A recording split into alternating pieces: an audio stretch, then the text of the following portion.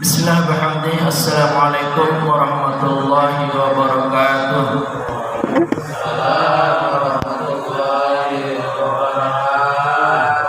Alhamdulillah wa kafa wa salamun ala ibadil ladzina istafa. Asyhadu la ilaha illallah wahdahu la syarika lah wa asyhadu anna Muhammadan 'abduhu wa rasuluhu la nabiyya ba'dahu. Allahumma aslih ummata Muhammadin sallallahu alaihi wasallam.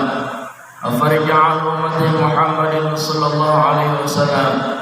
Warham ummata Muhammadin sallallahu alaihi wasallam. Wa ishrah fadlahu wa tarabana fil alamin bihaqqi Muhammadin sallallahu alaihi wasallam. Amma ba'du. Qala subhanaka la ilma lana illa ma 'allamtana innaka antal alimul hakim. Rabbi zidni 'ilma warzuqni fahma. Rabbi shrah li sadri wa yassir li amri wahlul 'uqdatam min lisani yafqahu qawli. Shadaqallahul 'azim. Para jamaah kami, jamaah Masjid At-Tawabin yang kami cintai dan kami banggakan, hadir di tengah kita sebagai kita Bapak Jadi sepupu kita, Bapak Restu, Bapak Haji Nuri, Bapak Heri, Bapak RT, ibu-ibu sekalian, dan Ibu Global, ada Ibu Castor, mungkin istri saya di situ, ibu-ibu semuanya, semua yang dapat menjangkau suara kami dimanapun Anda berada. Alhamdulillah, dengan rasa syukur yang setinggi-tingginya hanya kita sampaikan kepada Zat yang tidak pernah tidur, mengurus kita, mengurus alam ini siang dan malam. La ta'khudhuhu sinatun wa la nawm. Allah tidak pernah ngantuk, Allah tidak pernah lalai mengurus alam semesta ini, sehingga terus bergerak, berjalan, berputar sampai tibanya hari kiamat nanti. Semoga kita semuanya termasuk banyak bersyukur dan senantiasa memanfaatkan waktu-waktu yang ada sisa umur kita ini untuk semata-mata mendekatkan diri kepada Allah Subhanahu wa Ta'ala. Amin. Salawat dan salam kita sampaikan kepada yang mulia Nabi kita Muhammad sallallahu alaihi wasallam atas jasa-jasanya memperkenalkan kepada kita agama Islam dengan ajarannya yang sangat mulia, baik yang ada dalam Al-Quran maupun hadis-hadisnya. Semoga kita menjadi umatnya yang terus istiqamah bersama beliau dari dunia sampai ke surga nanti. Amin ya rabbal alamin. Bahagia sekali rasanya pagi ini kita dapat dipertemukan oleh Allah melanjutkan kembali kajian tematik Al-Quran kita yang merupakan rutin dari program kegiatan masjid kita. Kali ini kita sampai kepada sifat Allah yang ke-48, yaitu Al-Majid. Apa jemaah? Al-Majid. Al-Majid itu maknanya yang maha mulia. Ada pada 4 tempat dalam Al-Quran. 2 tempatnya berkaitan dengan Allah, 2 tempat berkaitan dengan Al-Quran. Makanya disebut Quranul Majid, Quran yang mulia. Allahul Majid, Allah yang maha mulia. Alhamdulillah ya, yang rajin hadir di masjid ini senantiasa diupdate ilmunya, ditambah, dikuatkan. Yang sudah ada ilmunya dikuatkan, yang belum ada ilmunya ditambah. Karena dengan ilmu inilah kita bisa menyempurnakan ibadah kita kepada Allah Subhanahu wa Ta'ala. Urusan dunia saja kita masih dengan ilmu, apalagi urusan ibadah yang terkait dengan sholat, yang terkait dengan membaca Quran, yang terkait dengan zikir doa. Ini juga mesti dibarengi dengan ilmu yang benar. Segala sesuatu kalau disertai ilmu maka akan merasakan suatu keindahan dan kenikmatan. Tapi sebaliknya kalau kita beramal tanpa ilmu, bekerja tanpa ilmu, yang ada apa? Lelah, capek, bosan, karena otaknya tidak nyambung, akalnya tidak nyambung, hatinya tidak nyambung. Tapi kalau kita dengan ilmu, walaupun berat tapi terasa ringan, menikmati apa yang kita kerjakan, apa yang kita lakukan. Maka umat Islam ini wajib untuk ilmu dari sejak dia kecil sampai masuk ke dalam liang kubur. Utlubul ilma minal mahdi ilal lahdi. Tuntutlah ilmu itu dari boyan sampai masuk ke liang lahat. Itulah kewajiban kita menuntut ilmu. Kalau bekerja ada pensiunnya, tapi kalau menuntut ilmu tidak ada pensiunnya. Bahasa kerennya long life education. Sepanjang hari, sepanjang hidup kita belajar. Apalagi belajar yang terkait dengan Al-Quran. Sungguh ilmunya sangat-sangat luas, tidak akan pernah habis itu digali ayat-ayat Al-Quran dari surah Al-Baqarah sampai surah An-Nas. Nah, Al-Majid ini kita jumpai salah satunya adalah surah Hud.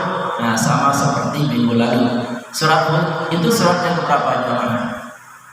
Dan ingat surat ke-11. Surat Hud adalah surat yang ke-11. Jumlah ayatnya ada berapa? Ada yang ingat? 123. Jangan lupa ya. Surat Hud adalah surat yang ke-11, jumlah ayatnya 123, termasuk golongan surat Makkiyah karena diturunkan di periode Makkah. Jumlah ayatnya berapa? 123, berada pada 2 juz, yaitu juz 11 dan juz 12. Juz 11 dari ayat 1 sampai ayat 5. Juz 12 dari ayat 6 sampai 123. Ini ilmu semua. Mesti kita mulai mengakrabkan diri dengan Al-Quran. Kita senang belajar Al-Quran karena Al-Quran itu sumber berkah untuk kita.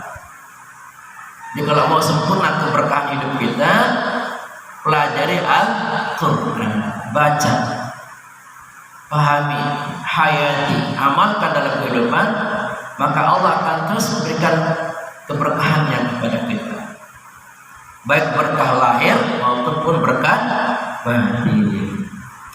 A'udzu billahi minasy syaithanir rajim. Bismillahirrahmanirrahim. Qalu ata'jabina min amrillahi rahmatullahi wa barakatuh alaikum ahlal bait innahu hamidum majid. Pada kata apa di sini? Innahu hamidum majid. Sesungguhnya dia maha terpuji, majid, lagi maha mulia. Begitu. Para malaikat itu berkata, apakah kamu merasa heran tentang ketetapan Allah? Itu adalah rahmat Allah dan keberkahannya dicurahkan atas kamu, hai ahlul bait.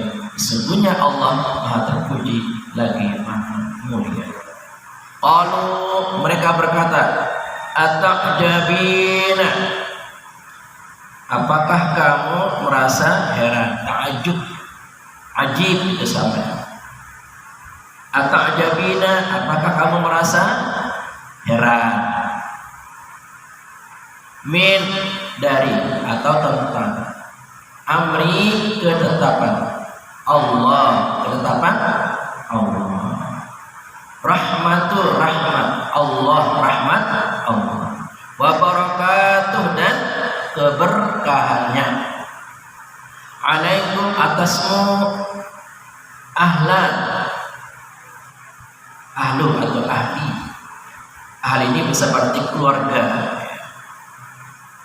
Al-bait, rumah, keluarga rumah atau pemilik rumah.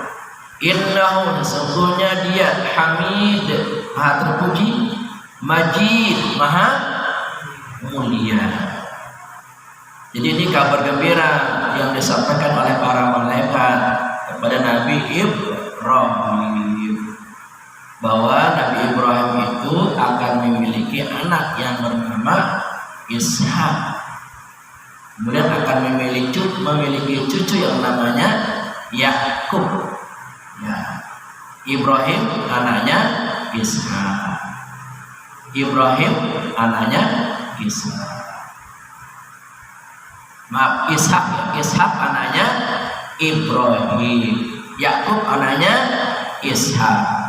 Jadi Ibrahim memiliki anak dan memiliki cucu. Kemudian Nabi Ibrahim dan istrinya, yaitu Siti Sarah, merasa heran. Apa ya, kami punya anak, kami ini udah tua, umurnya udah 90 tahun lebih. Ya. Apa kata para malaikat? Nggak usah heran. Kalau Allah sudah berkehendak, akan terjadi tuh, walaupun istrimu tua, akan hamil juga nantinya. Nah. Dan istrimu hamil itu karena apa tadi? Karena rahmat dan berkah Allah. Ini pelajaran bagi kita. Kalau ada istri kita hamil, ya, nggak usah takut, nggak usah pusing. Ya, apalagi yang sudah lama berharap bertahun-tahun menikah, nggak dapat anak puluhan tahun, tiba-tiba istrinya hamil, jangan heran. Ini namanya apa? Rahmat dan berkah Allah. Kan ada juga yang menikah sampai akhir hayatnya nggak dapat anak, betul? Iya. Berarti memang Allah tidak mengizinkan. Allah tidak memberikan apa tadi? Rahmat dan berkah Allah. Jadi anak yang dikandung itu bukan kita membuat, kita nggak bisa buat anak. Kita hanya sebab. Ya, kita hanya sebab. Kemudian istri kita hamil, alhamdulillah, bersyukur. Doakan itu, semoga anak itu kelak menjadi anak yang soleh dan soleh. Jangan menyesal kita diberikan keturunan oleh Allah. Mau laki mau perempuan sama. Yang penting anak itu dididik dengan agama, dengan cinta, dengan akhlak. Insyaallah semua itu akan mendapatkan kemudahan dari Allah Subhanahu wa taala. Memang kita sebagai laki-laki, sebagai suami ini ngomong gampang, betul jemaah? Yang merasakan kan perempuan, ya Allah, berat sekali tuh perempuan. Mulai dari ngidam aja udah aneh-aneh. Tengah malam ngidam pengen minta mangga, padahal bukan musim mangga. Pengen bubur ayam tengah malam, di mana itu nyari? Jadi istri kita ngidam aja udah tersiksa. Kemudian ketika hamil, coba hamil besar, wah tambah tersiksa lagi, tambah berat. Itu luar biasa nih ibu kita, ya, istri kita.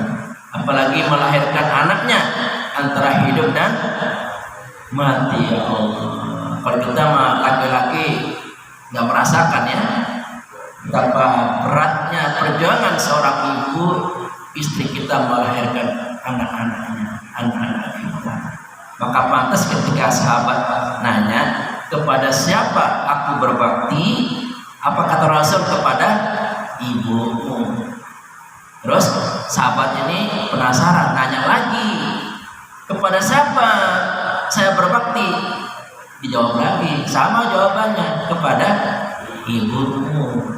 Sahabat ini tambah heran, ibu lagi, anaknya lagi, kali jawabannya beda kata Nabi, kata orang ini. Terus kepada siapa lagi saya berbakti ya Rasul? Ternyata jawabannya sama, kepada ibumu. 3 kali ibu disebut. Sahabatnya masih penasaran, kali yang keempat ibu kali ya. Ditanya lagi, kemudian kepada siapa lagi aku berbakti wahai Rasul? Baru dijawab kepada bapakmu. Jadi urutan berbakti kepada orang tua, pertama ibu dulu, baru bapak. Kenapa jamaah? Karena demikian besar, demikian berat perjuangan seorang ibu dalam mengandung, melahirkan dan merawat anak-anaknya. Apalagi kita lahir ke bayi hampir 24 jam, istri kita atau ibu kita tidak tidur. Baru tidur sebentar, anaknya apa? Minta nyusu. Ya enggak? Anaknya tidur, ibunya tidur, bapaknya datang. Mama buatin kopi dong. Itu ya enggak? Wah, luar biasa nih. Jadi makhluk yang paling sabar ini ibu-ibu ini, istri kita. Sudah nyuci, ngepel, masak, semuanya. Ya Allah, kita doakan nih istri-istri kita, ibu kita, semoga beliau sehat, berkah dan panjang umurnya dan banyak rezekinya. Amin dong. Laki-laki walaupun dia seorang pejabat tinggi, profesor, doktor, kalau nggak ada istrinya sengsara deh. Bener, nggak bisa merawat rumah itu, berantakan deh pokoknya. Jadi laki-laki itu nggak bisa hidup tanpa perempuan. Ya. Betul nggak Pak Ardi? Pak Didi, Pak Didi lagi, Pak Toma, betul ya? Betul, iya. Coba kalau nggak ada istri, pasti berantakan rumah kita. Kita ini laki-laki, maaf ya, ngurus baju kita aja kadang nggak bisa, ngurus celana dalam kita aja sendiri kadang nggak bisa. Semuanya yang ngurus dari celana dalam kita semuanya diurus oleh istri kita. Secara pribadi nih saya mengucapkan terima kasih kepada istri saya. Ya Allah, besar sekali jasanya. Kita doakan semoga istri-istri kita di sini, moga-moga beliau-beliau ini tetap iman dan Islamnya, berkah umurnya, berkah hidupnya, banyak rezekinya. Amin ya rabbal alamin. Ayo kita baca Fatihah nih untuk istri-istri kita. Semoga istri kita terus dilindungi oleh Allah, diberkahi hidupnya, dimudahkan segala urusannya, dimudahkan dalam mendapatkan rezeki, dan kita selalu dalam sakinah, mawaddah, warahmah. Al-Fatihah.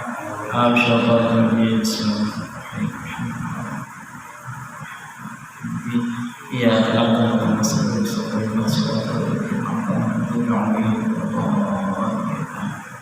ini anaknya ngaji jamaah, selalu ada doa. Doa ini menenangkan kita. Seberat apapun masalah kita, kalau berdoa itu rasanya ringan. Betul jamaah? Makanya kalau ada masalah apa, doa aja. Gak usah berantem. Berantem gak akan menyelesaikan masalah.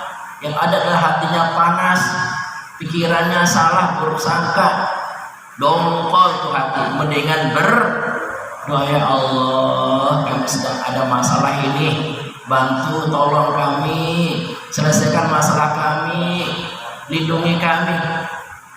Insya Allah dengan doa-doa ini akan terurai segala kesulitan dan masalah hidup kita.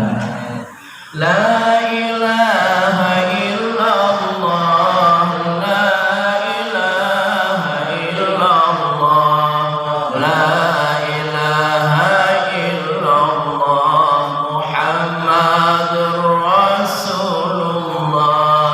Al-Majid Maha Mulia dalam 3 makna utama. Mari kita mempelajarinya, sungguh-sungguh meresap di jiwa. La ilaha illallah, la ilaha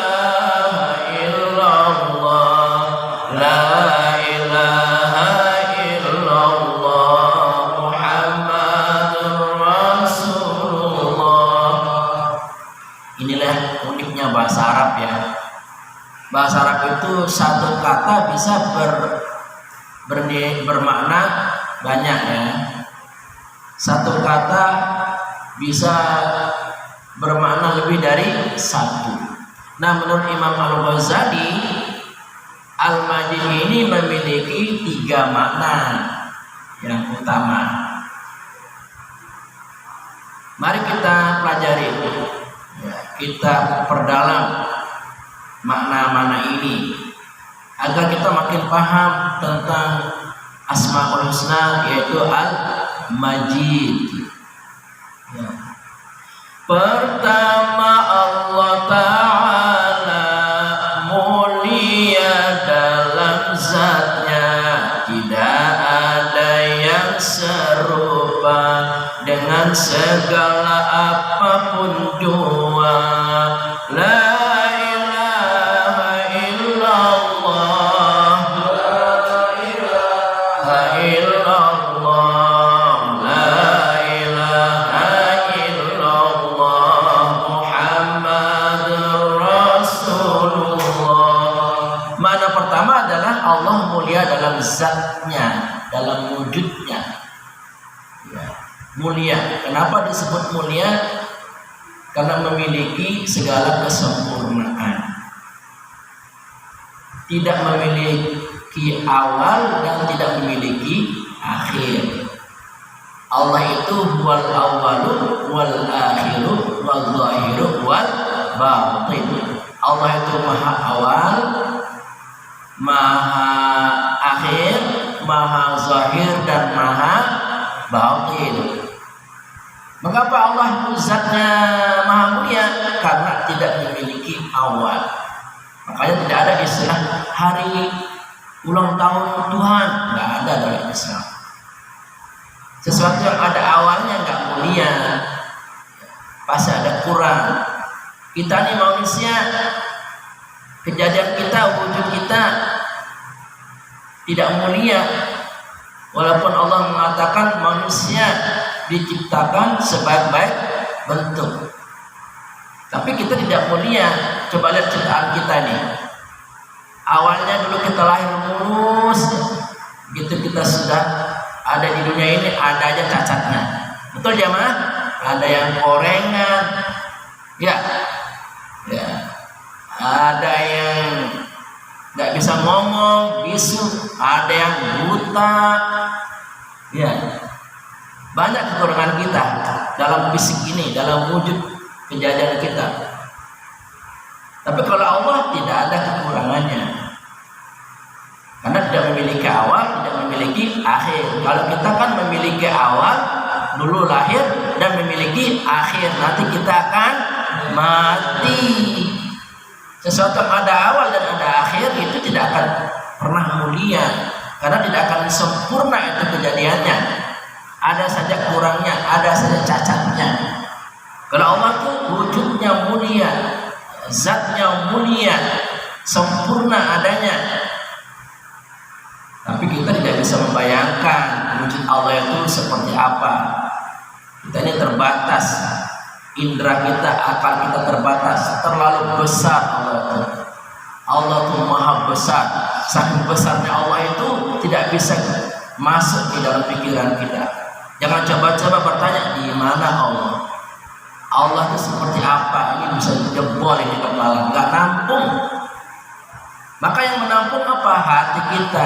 Yakin la ilaha illallah. Makanya iman itu tidak diletakkan di akal, karena nggak akan mampu itu meyakini adanya Allah. Yang mampu menampung, meyakini adanya Allah di mana? Bil qalbi kita, di hati kita.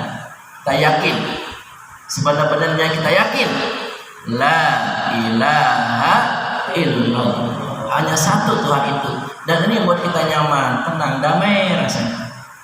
Kita ingat Allah dalam hati kita, ya, dalam zikir kita, dalam gerak hidup kita. Ya Allah, ringan sekali nikmat sekali rasanya. Betul jemaah?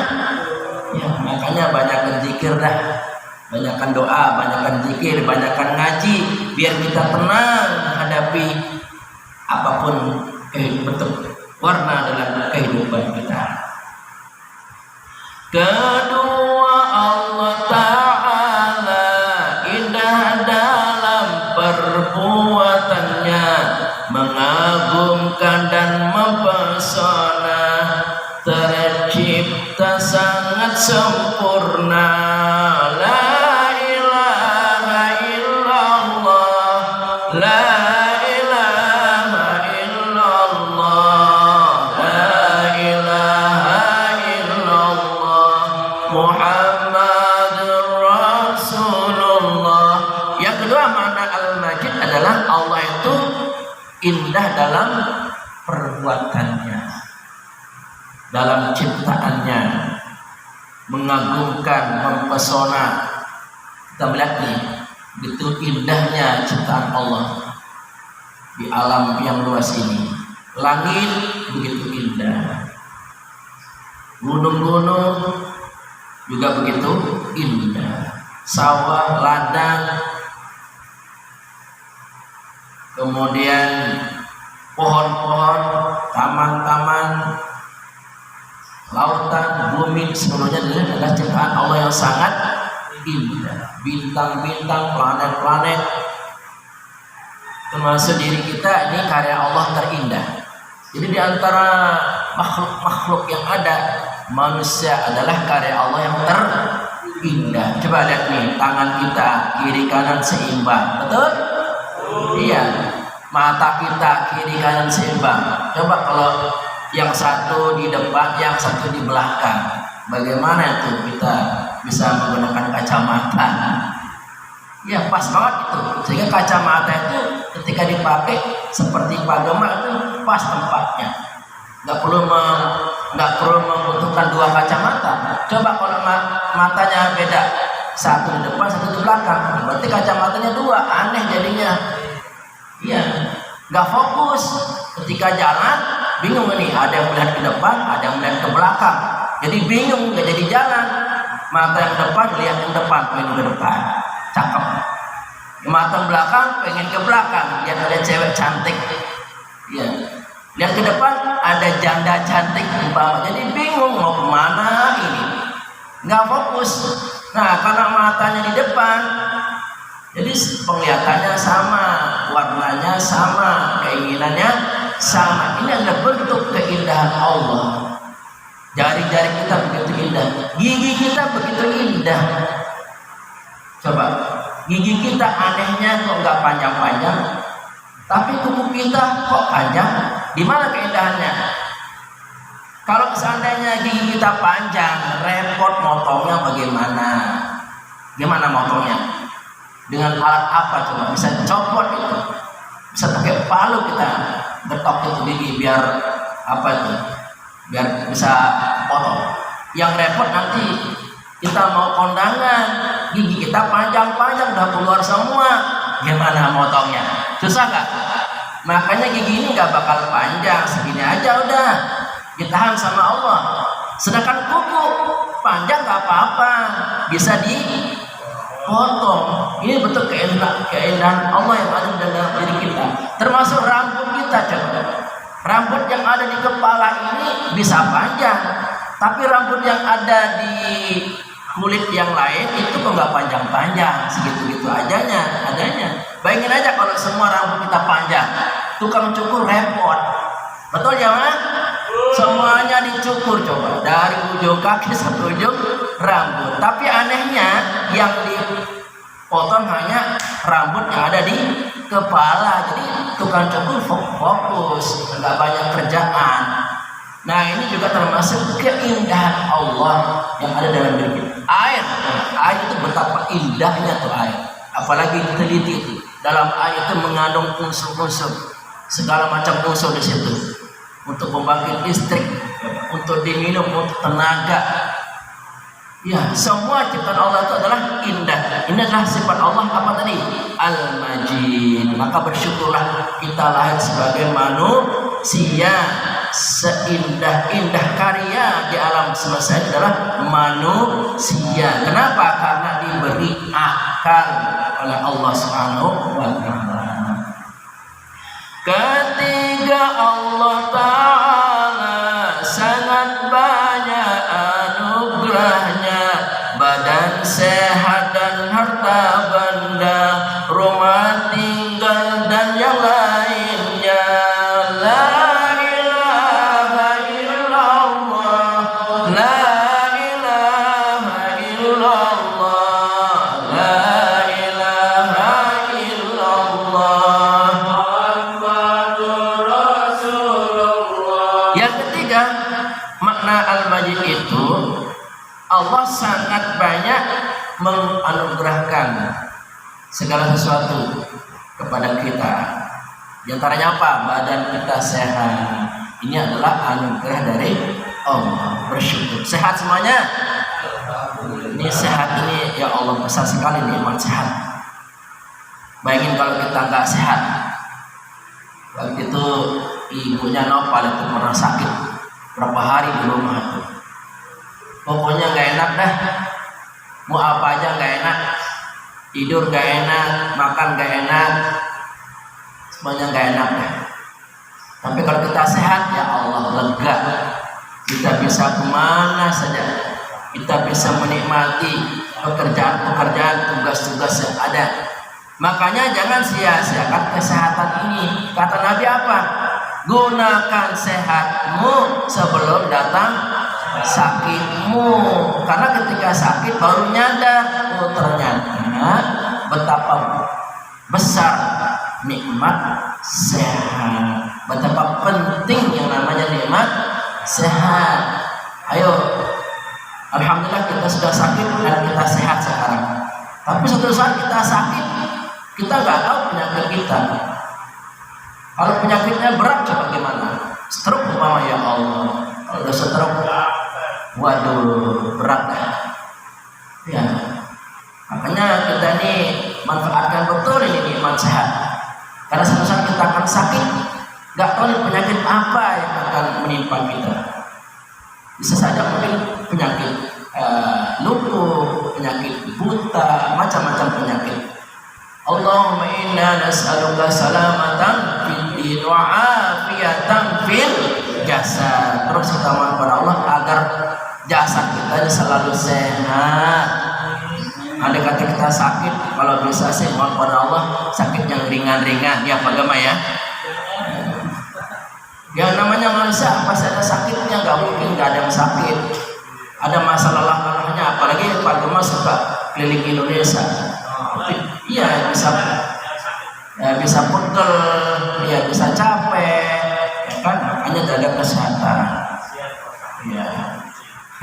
Kemudian Allah juga memberikan kita harta benda.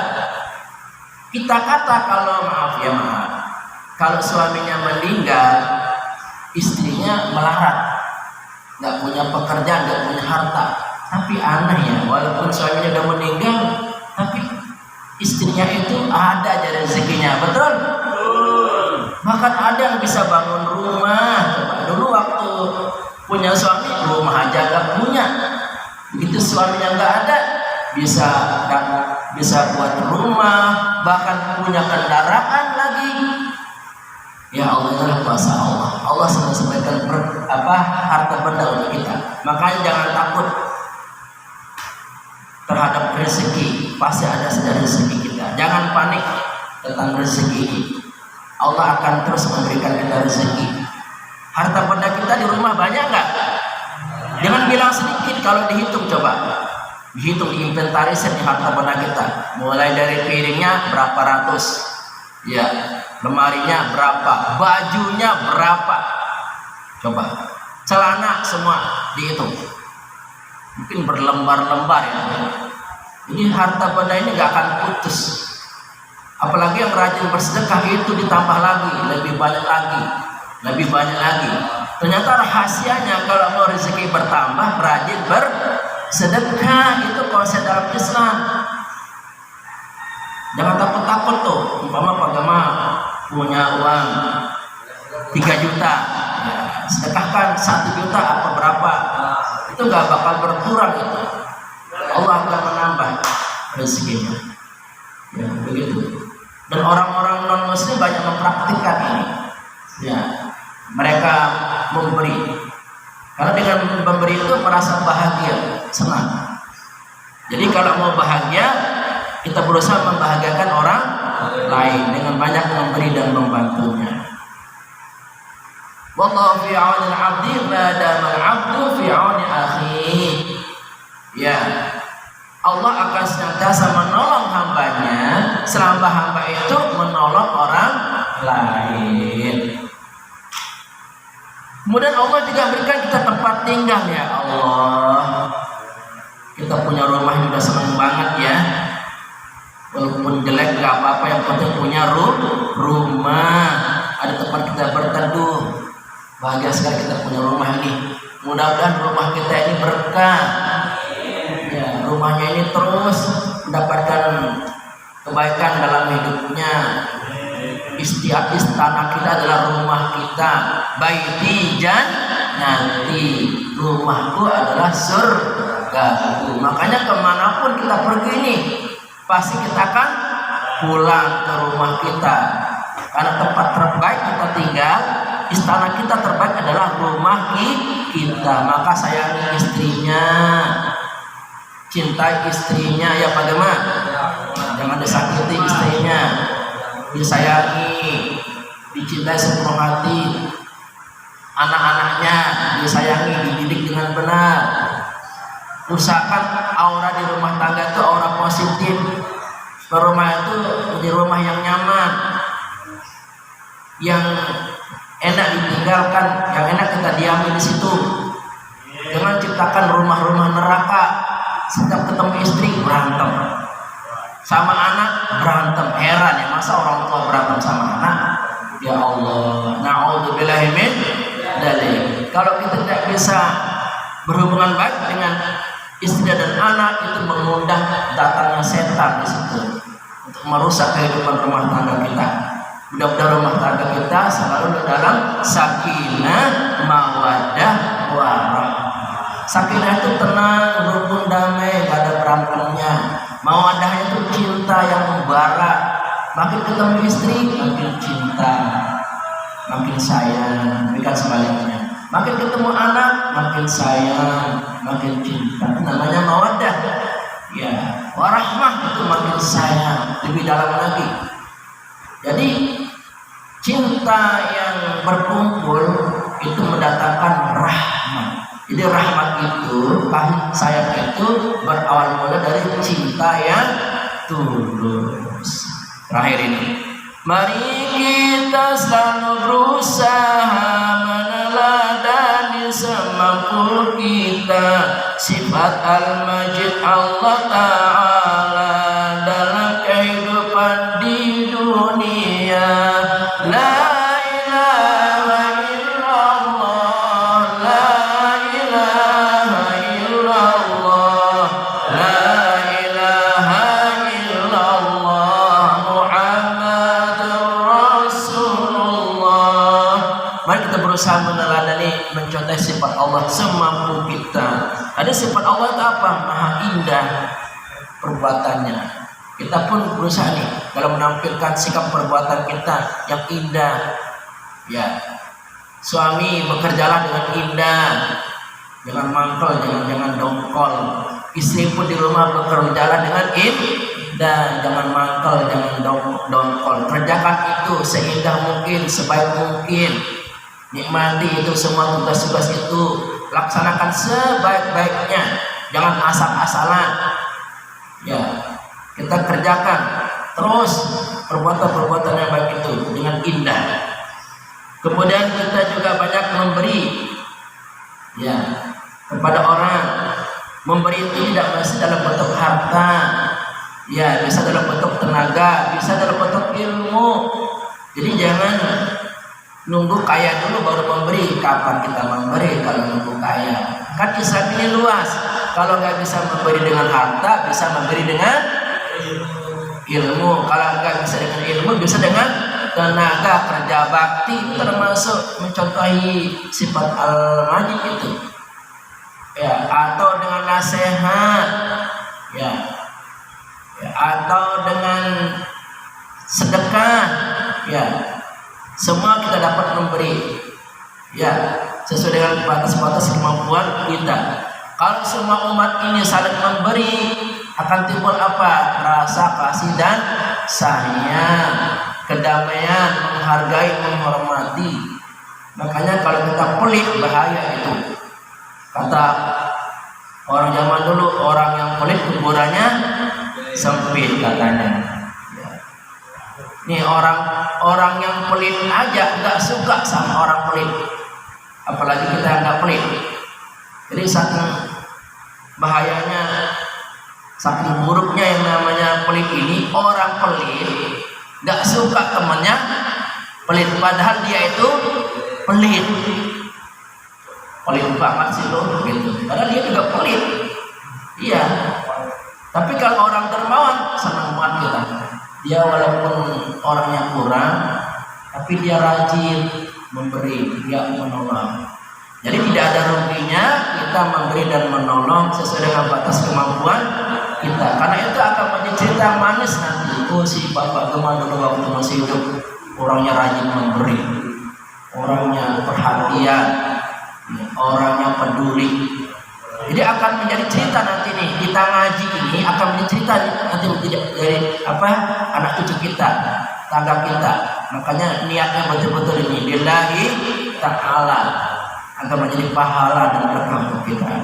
Moga-moga apa yang disampaikan ini besar arti dan manfaatnya untuk peningkatan kualitas keimanan dan ketakwaan kita kepada Allah Subhanahu wa taala. Moga-moga kita panjang umur, insyaallah minggu depan kita lanjutkan kembali. Rabbana atina fid dunya hasanah wa fil akhirati hasanah wa qina adzabannar. Rabbana atina fid dunya hasanah wa fil akhirati hasanah wa qina adzabannar. Rabbana atina fid dunya hasanah wa fil akhirati hasanah wa qina adzabannar. Kafaratul majlis. Subhanakallahumma wa bihamdika asyhadu an la ilaha illa anta astaghfiruka wa atubu ilaik. Mari bersyukur kepada Allah dengan mengucapkan walhamdulillahi rabbil alamin. Allahumma fi qul hadhihi sabil rasyad. Assalamualaikum warahmatullahi wabarakatuh.